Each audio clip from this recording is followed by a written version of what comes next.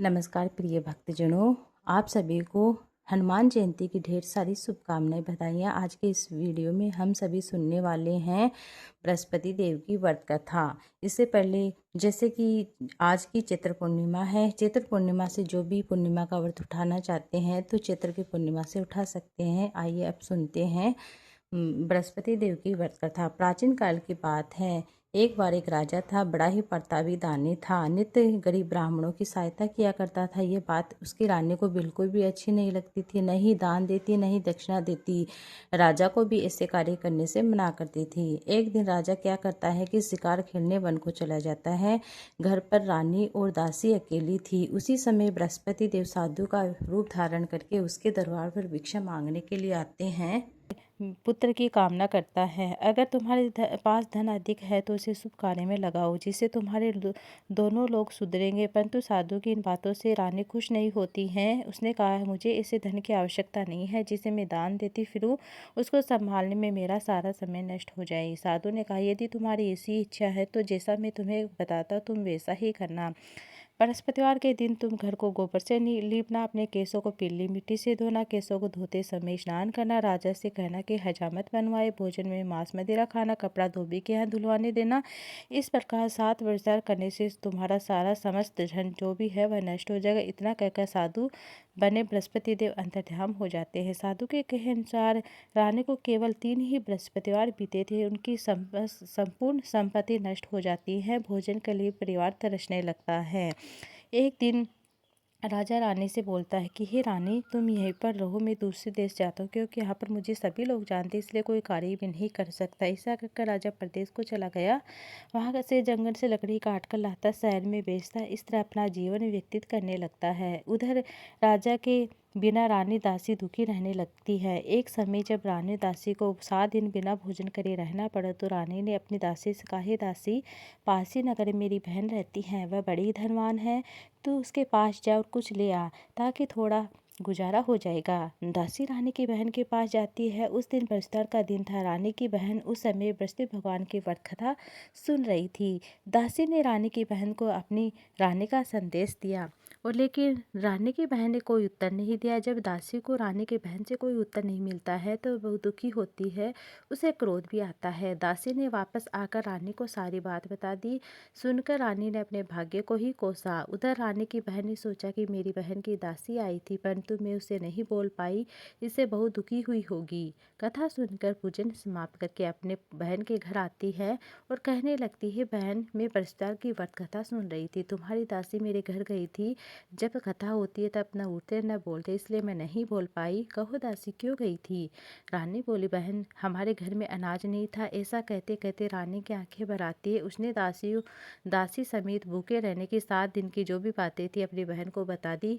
रानी की बहन बोली, बहन देखो, बृहस्पति देव सबकी मनोकामनाएं पूर्ण करते, देखो शायद तुम्हारे घर में अनाज रखा होगा। ये सुनकर दासी घर के अंदर गई। बड़ा उसे एक घड़ा अनाज से भरा हुआ मिलता है। उसे बड़ी हैरानी होती, क्योंकि उसने एक एक बर्तन पहले ही चेक कर लिया था, देख लिया था। उसने बाहर आकर रानी को बता दिया। दासी रानी से कहने लगती है, रानी, जब हमको भोजन नहीं मिलता तो हम रोज ही व्रत करते थे, इसे क्यों नहीं इसे व्रत की कथा विधि पूछ ली जाए, व्रत की विधि पूछ ली जाए, हम भी व्रत किया करेंगे। दासी ने कहे अनुसार रानी ने अपनी बहन से बृहस्पतिवार के व्रत के बारे में पूछा। उसकी बहन ने बताया, बृहस्पतिवार के व्रत में चने की दाल मुनके से विष्णु भगवान का केले की जड़ में पूजन करे, दीप लगाए, पीला भोजन करे, कथा सुने, इसे गुरु भगवान प्रसन्न होते हैं, मनोकामना पूर्ण करते हैं। व्रत और पूजन की विधि बताकर रानी की बहन अपने घर को लौट आती है। रानी और दासी दोनों ने निश्चय किया कि 7 रोज बाद तो सभी नहीं 7 रोज व्रत बृहस्पतिवार का आया तो उन्होंने व्रत रखा। गुड़साल में जाकर चना गुड़ ले आती है, उसकी दाल से केले की जड़ तथा विष्णु भगवान का पूजन करती है। अकेला भोजन कहाँ से लेकर आए? दोनों बड़ी हैरानी होती है, परंतु उन्होंने व्रत किया था, इसलिए बृहस्पति देव भगवान प्रसन्न होते एक साधारण व्यक्ति के रूप में 2 थाली में पीला सुंदर भोजन लेकर आकर दासी को बोलते हैं, दासी, यह भोजन तुम्हारे लिए और रानी के लिए है, इसे तुम दोनों भोजन ग्रहण करना। दासी भोजन पाकर बेहद ही प्रसन्न होती है। उसे रानी को सारी बात बताई। उसके बाद वे प्रत्येक बृहस्पतिवार को गुरुवार को व्रत करने लगती है, गुरु भगवान का व्रत करती है, पूजन करने लगती है। बृहस्पति भगवान की कृपा से उसके पास धन और रानी फिर पहले की तरह आलस्य करने लगती है। तब दासी बोलती है, देखो रानी, तुम पहले इसी प्रकार आलस्य करती थी, तुम्हें धन रखने में कष्ट होता है, इस कारण सभी धन नष्ट हो गया। अब गुरु भगवान की कृपा से धन मिला है तो फिर तुम्हें आलस्य होता है। बड़े मुसीबतों के बाद हमने ये धन पाया, इसलिए हमें दान पुण्य करना चाहिए। अब तुम भूखे मनुष्य को भोजन कराओ, प्याऊ लगवाओ, ब्राह्मणों को दान दो, कुआं तालाब बावड़ी आदि का निर्माण कराओ, मंदिर पाठशाला बनवाकर ज्ञान दान दो, कुंवारी कन्या को विवाह कराओ, अर्थात धन को शुभ कार्य में खर्च करो, जिससे तुम्हारे कुल का यश बढ़ेगा, सुरग प्राप्त होंगे, पितर प्रसन्न होंगे। दासी की बात मानकर रानी शुभ कार्य करने लगती है, उसका यश फैलने लगता है। एक दिन रानी और दासी आपस में विचार करने लगती है, नहीं जाने राजा किस दशा में होंगे, उनकी कोई खोज खबर भी नहीं होने। श्रद्धापूर्वक गुरु बृहस्पति भगवान से प्रार्थना की, राजा जहाँ भी है शीघ्र वापस आ जाए। उधर राजा प्रदेश में बहुत दुखी रहने लगा। वह प्रतिदिन जंगल से लकड़ी बीन कर लाता, उसे शहर में बेचता, अपने दुखी जीवन को बड़ी कठिनाई से व्यतीत कर रहा था। एक दिन दुखी होकर अपनी पुरानी बातों को याद करने लगता है और रोने लगता है, उदास हो गया। उसी समय राजा के पास बृहस्पति देव साधु के रूप में प्रकट होकर आकर बोलते, हे लकड़हारे, तुम इस सुनसान जंगल में किस चिंता मगन में बैठा है, मुझे बतलाओ। ये सुनकर राजा के नेत्रों में जल भर आता है। साधु की वंदना राजा ने अपनी संपूर्ण कहानी सुनाई। महात्मा दयालु होते हैं। वे राजा से बोले, हे राजा, तुम्हारी पत्नी ने बृहस्पतिवार के दिन बृहस्पति भगवान का निरादर किया, अपराध किया था, उसके कारण तुम्हारी ये दशा हुई। अब तुम चिंता मत करना, भगवान तुम्हें पहले से अधिक धन देंगे। देखो, तुम्हारी पत्नी ने भी बृहस्पति का व्रत प्रारंभ कर दिया। अब तुम बृहस्पति का व्रत करो, चने की दाल गुड़ जल के लोटे में डालकर केले का पूजन करें, फिर कथा सुने और भगवान तुम्हारी सब मनोकामनाएं पूर्ण करेंगे। साधु की बात सुनकर राजा बोले, हे प्रभु, लकड़ी बेचकर इतना पैसा नहीं मिलता है जिसे भोजन करने के उपरांत कुछ बचा सकूं। मैंने रात्रि में अपनी रानी को व्याकुल देखा, मेरे पास कोई भी साधन नहीं है जिससे समाचार जान सकूं। फिर मैं कौन सी कहानी सुनूं, कथा सुनूं, मालूम नहीं है। साधु ने कहा, हे राजा, मैंने बृहस्पति भगवान के पूजन व्रत का निश्चय कर, वे स्वयं तुम्हारे लिए कोई राह देंगे और बृहस्पतिवार के दिन तुम रोजाना के तरह लकड़ियाँ लेकर शहर को जाना।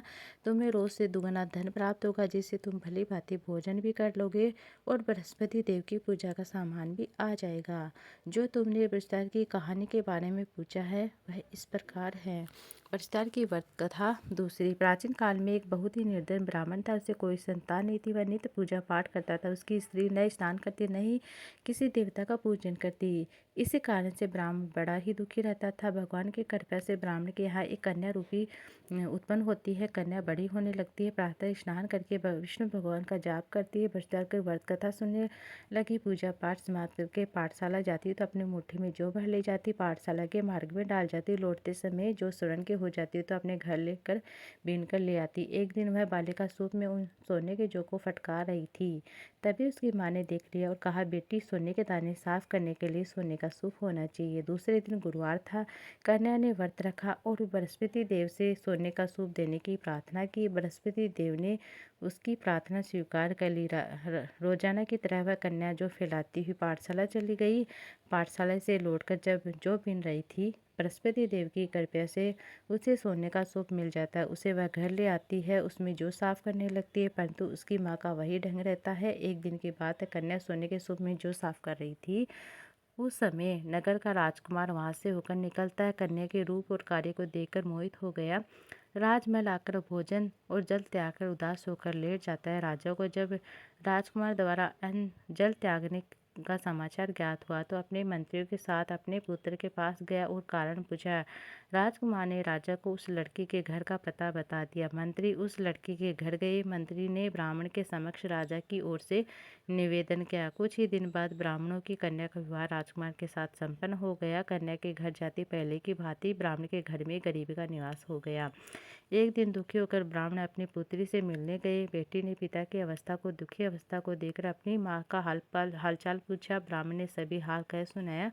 कन्या ने बहुत सारा धन देकर अपने पिता को विदा किया, लेकिन कुछ दिन बाद फिर वही हाल हो गया। ब्राह्मण फिर अपनी कन्या के यहाँ गया, सभी हाल कह सुनाया। पुत्री बोली, पिताजी, आप माताजी को यहाँ ले आए, मैं उन्हें यह विधि बता दूंगी जिससे गरीबी दूर हो जाएगी। ब्राह्मण देवता अपनी स्त्री को साथ लेकर अपनी पुत्री के पास गए। राजमहल पहुँचे। पुत्र अपनी माँ को समझाने लगते हैं, माँ, तुम प्रातःकाल स्नान आदि करके विष्णु भगवान का पूजन करो, सब दरिद्रता दूर हो जाएगी। परंतु उसकी माँ ने एक भी बात नहीं मानी। प्रातःकाल उठकर अपनी पुत्री के बच्चों का जूठन खा लेती है। एक दिन उसकी पुत्री को बहुत गुस्सा आता है। उसने अपनी माँ को एक कोठरी में बंद कर दिया। प्रातःकाल उसे स्नान आदि करा के पूजा पाठ कराया। उसकी माँ की बुद्धि ठीक हो गई। इसके बाद नित्य नियम से पूजा पाठ करने लगती है। प्रत्येक वर्षतार को व्रत करने लगती है। इस व्रत के प्रभाव से मृत्यु के बाद ईश्वर की प्राप्ति होती है। वह ब्राह्मण शुभ होकर स्वर्ग को प्राप्त होता है। इस तरह कहानी कहकर साधु वहाँ से अंतर्ध्यान हो जाते हैं। धीरे धीरे समय व्यतीत होने पर वर्षार का दिन आया। राजा जंगल से लकड़ी काटकर शहर में बेचने जाता है। उसे उस दिन से दुगुना धन प्राप्त होता है। राजा ने चना गुड़ आदि लाकर वर्षार की व्रत कथा करी। उस दिन से उसे सभी क्लेश दूर हो जाते हैं। परंतु जब दोबारा गुरुवार आता है तो व्रत करना भूल जाता है। इस कारण बस्ती भगवान नाराज हो जाते हैं। उस दिन उस नगर के राजा ने विशाल योग का आयोजन कराया था। अपने समय राज्य को मैं घोषणा कराती कि सभी लोग मेरे यहाँ भोजन करने आएंगे।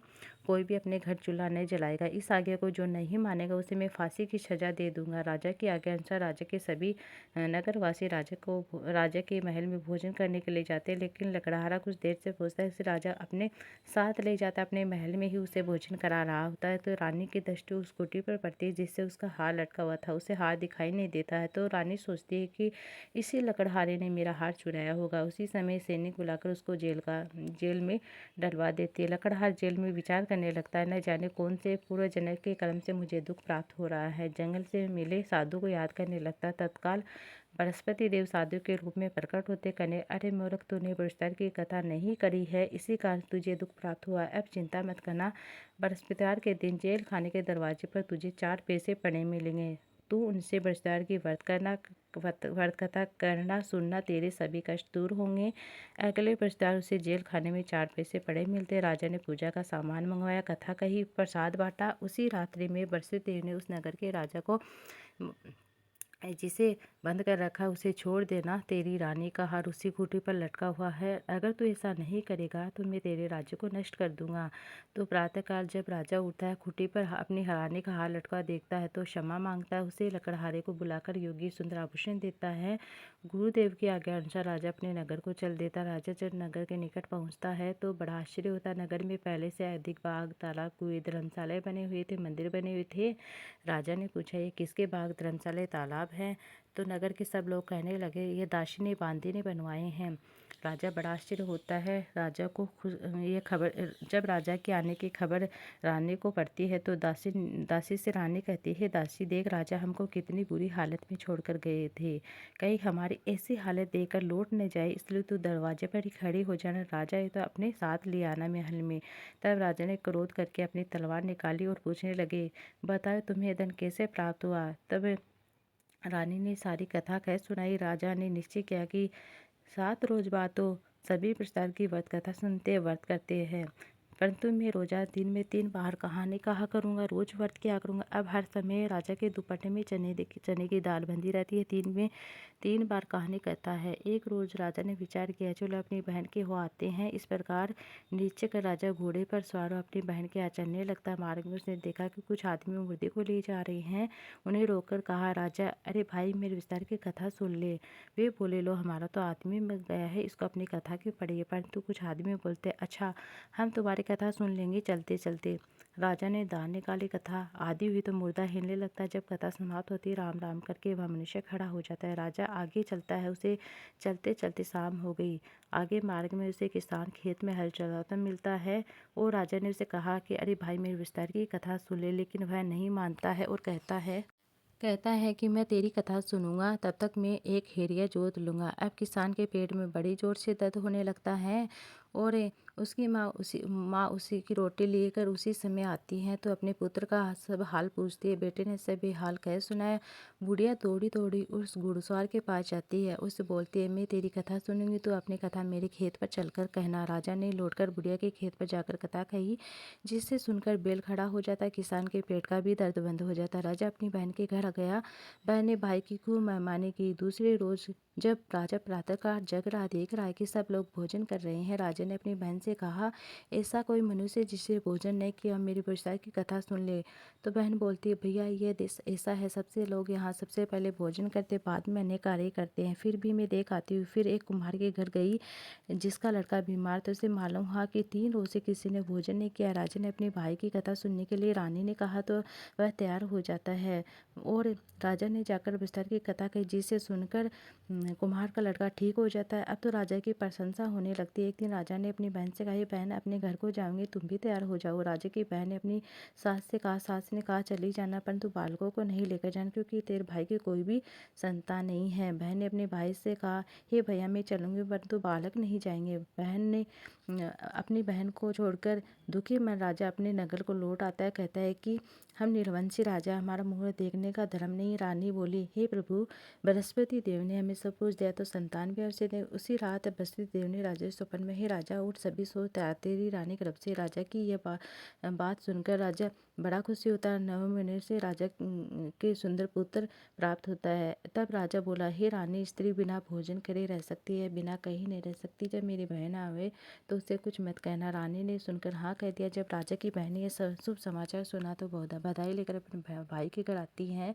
रानी ने तब उसे आने का उलाना दिया। तब भाई अपने साथ ला रहे थे, तब तो नहीं आई, घोड़ा चढ़ी तो नहीं आई, गधा चढ़ी आई, इसके साथ न आई। राजा अपने भाई की भागी भागी बुलाने पर आ गई।